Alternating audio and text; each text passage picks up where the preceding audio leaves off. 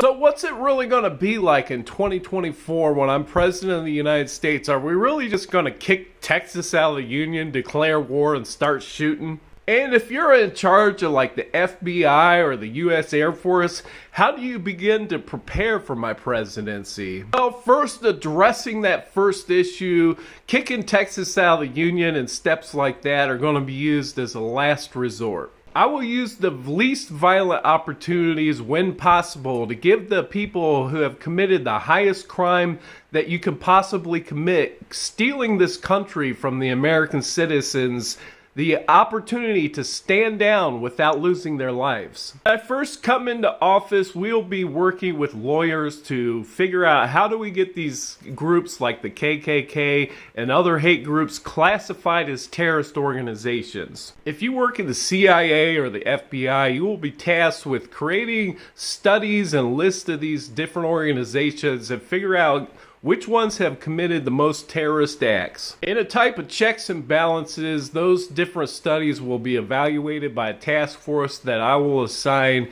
In the end, we'll figure out which of those hate groups are classified as terrorist organizations. In the second phase, we'll be investigating those different groups, tracing out their tree and their network, and cross-referencing it, investigating all the government employees to make sure none of them are affiliated with these groups. Next, I will be moving to officially recognize the genocide that was committed against the American people. Not only will we be suing those fake news organizations, we will be pushing criminal charges onto them. And that's why you see Chris Wallace and all these people fleeing from Fox News. Do you remember how Hitler was peacefully voted out of office? No, you don't. As much as I want to have a peaceful process, I do suspect that a lot of violence will have to be used, especially when it comes to taking this country back from the grip that these rich business people have on this country. A wise man once said on TikTok, you can't vote your way out of corruption. I will give those people who stole this country from Americans with their lobbyists, with their big campaign contributions,